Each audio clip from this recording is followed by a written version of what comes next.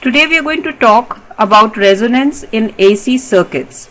This is something you actually use in your real life because when you are tuning into a radio station, you're actually using resonance.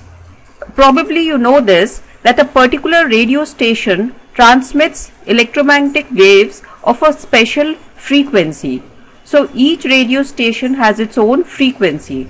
Now while you turn the knob of the radio set, what you are doing is you're varying the capacitance of a circuit over here, and this in turn varies the frequency of the LCR circuit of the radio.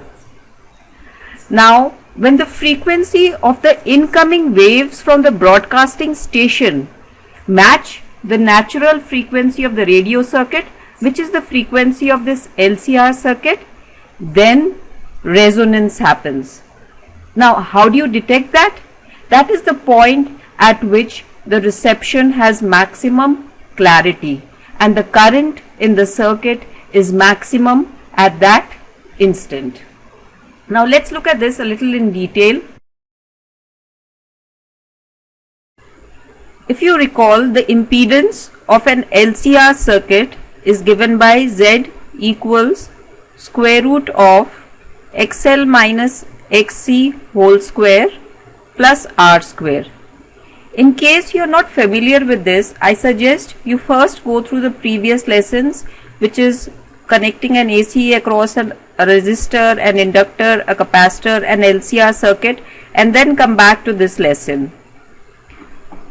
Now coming back to this, the inductive reactance XL is given by omega times L, and the capacitive reactance XC is 1 over omega C. Now you can see that since both of them depend on the frequency omega, so the total impedance Z will also change with the frequency. See, if I draw a graph for each of them, now this is again something which has been discussed earlier, so in case you are not familiar, just go through it. This would be the graph for XL, since the inductive reactance is directly proportional to frequency. This would be the graph for XC, since the value becomes very low at high frequencies. This is not 0, it tends to 0. This is XC, and this is actually, the x-axis is actually an asymptote, so it doesn't really touch the axis. And the graph for the frequency would look like this, because the frequency doesn't change with, the resistance doesn't change with frequency. The total impedance Z, if I draw a graph, it would look like this. This is the value for, this is the graph for Z, and you can see that Z has a minimum value at a particular frequency, which I am going to call as F0. If we also recall the phasor diagram, then let's say this is the current in the circuit, this is the voltage across the resistance, this is the voltage across the inductor which leads the current by 90, and this is the voltage across the capacitor which lags the current by 90. Next, let's look at the impedance. The impedance Z is, the value of Z will depend on XL minus XC whole square and R square. You can see that at low frequencies the circuit is predominantly capacitive, and at high frequencies the circuit is predominantly inductive. Now there will be some value of a frequency in between when the capacitive reactance and the inductive reactance cancel each other out. This frequency is the resonant frequency. At resonance, only the resistance R contributes, because XL becomes equal to XC. So what you're left with, Z is equal to simply R, because this is root R square, which equals R. And at this instance, when the impedance of the circuit is minimum, the current which is given by V over Z will be equal to V over R, so the current will be maximum. See, because obviously if the impedance of the circuit is minimum, the current has to be maximum. Now if you are asked what is resonant frequency of an LCR circuit, that is the frequency at which the impedance Z of an LCR circuit is minimum. The resonant frequency is also known as the natural frequency of the circuit.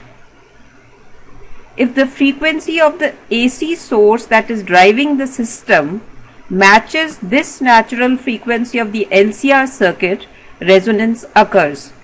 For instance, in case of a radio set, say this is a radio set, now the incoming frequency is, say, let's say it has a particular value f, and the natural frequency of the LCR circuit of the radio omega is given by 1 over under root LC.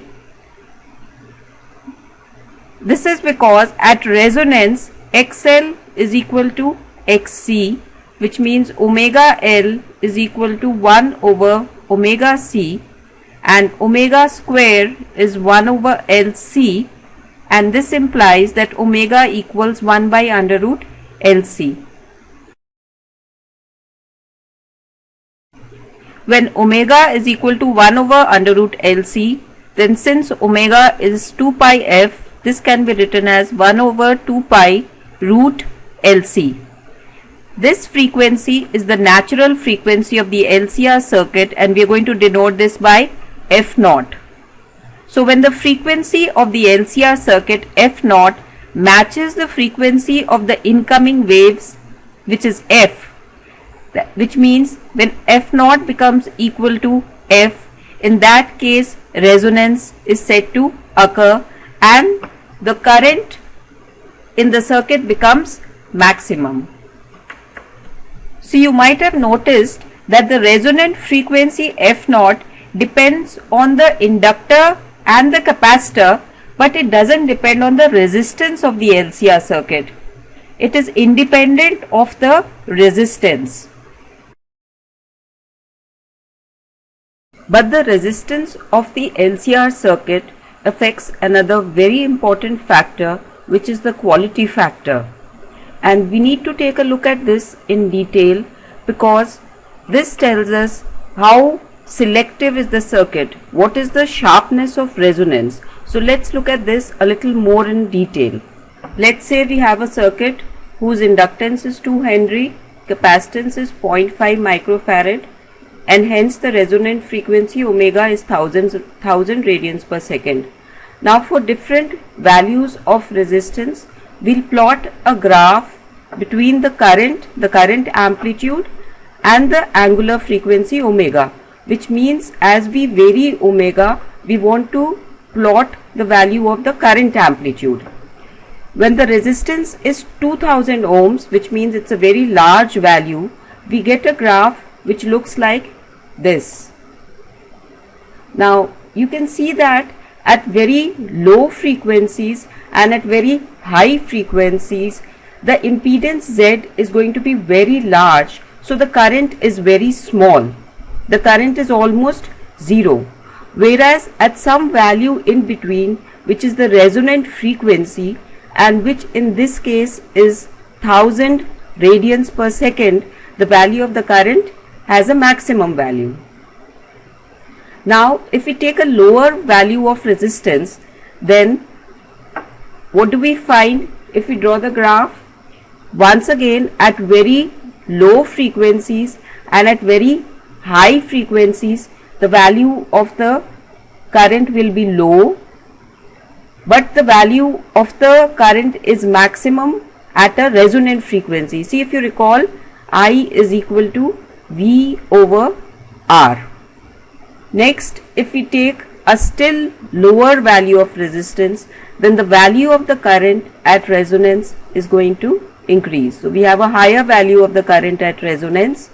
So now if we draw a graph, once again at very low frequencies and at very high frequencies, the value of the current is very low, and at resonance the value of the current is maximum. So this is when, let's say the resistance is 200 ohms. and this is when the resistance is 500 ohms, and this is the case when the resistance is 2000 ohms. Now if you recall, at the beginning we talked about tuning a radio set where you're trying to match the frequency of the incoming waves with the frequency of the LCR circuit of the radio. Now this response curve determines how easily you can tune the radio set. See, if you have a high value of resistance, then the curve falls off slowly and the current doesn't change quickly as you move away from the resonant frequency. This means it's going to be difficult to tune in to a particular incoming frequency, because over a wide range of frequency the amplitude of current is pretty much the same. It doesn't really drop off sharply. If you are not able to detect resonance, that means you will not be able to catch a particular frequency. So the circuit has low selectivity. But in case the resonance is sharp, then what happens? In this case, the selectivity is good. It is easy to tune in to this particular frequency because as you move away from it, the current falls sharply. See, we have two advantages. At resonant frequency, the current is very large, and as you move away, it falls off rapidly, which means at resonance you get a large current, which means at resonance the station will be very clear, and as you move away slightly, then the clarity becomes much lesser. So it's easy to tune into that radio station.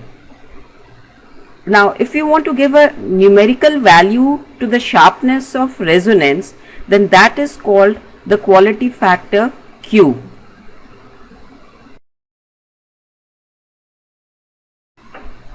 The quality factor Q is defined as omega naught by twice delta omega. See, omega naught is the resonant frequency. So this value is omega naught, and 2 delta omega is equal to omega 1 minus omega 2. And now how have we chosen these points omega 1 and omega 2? Omega 1 and omega 2 are on either side of the resonant frequency, and these are points at which the power in the circuit drops down to half.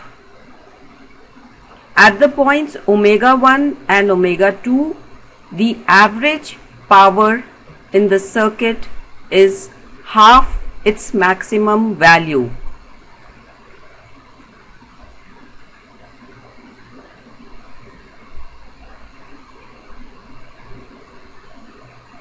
So these frequencies omega 1 and omega 2 are also known as half power points, the points at which the power falls down to half. In the circuits shown over here, Q for a circuit with the smallest resistance, which is 200 ohms, is more than Q for the circuit which has the largest resistance. So which means that Q for the 200 ohm circuit is more than Q for 500, and which is more than Q for 2000 ohm resistance. If you look at this expression over here, you will see that omega naught does not depend on resistance, but these two frequencies, which is omega 1 and omega 2, are going to depend on the resistance of the circuit. So the quality factor is affected by the resistance in the circuit. Now if you work this out and if you use some algebra, you finally get the quality factor Q as omega naught L over R. Now a circuit is more selective with a high value of Q, which occurs when the resistance is low or the resonant frequency omega naught times inductance is made large. Now the main points that we've discussed today is the resonant frequency F0 is equal to 1 by 2 pi under root LC. At resonance, the total impedance Z is equal to the resistance of the circuit. At resonance, the current becomes equal to V over R because the value of Z is R at resonance. The quality factor Q is defined as omega naught L by R. Just notice this is a dimensionless quantity. Higher the value of Q, more selective the circuit, which means a high value of Q gives us a sharp resonance and it responds to a narrow range of frequencies, whereas a low Q value responds to a wide range of frequencies and the resonance is not sharp. Here are a couple of questions to test your understanding. Try these questions. The answers are discussed a short while later. Now for the answers, the phase of the voltage is 0 degrees relative to the current. Resonant frequency depends upon L and C. The quality factor is, this is true because this is the same as omega naught L by R, since at resonance omega naught L is equal to 1 by omega naught C. Impedance is minimum at resonance and it is equal to R. Current is maximum and it is equal to V over R. Resonance occurs only in AC circuits and not in mechanical systems. No, this is false. This can also occur in mechanical systems.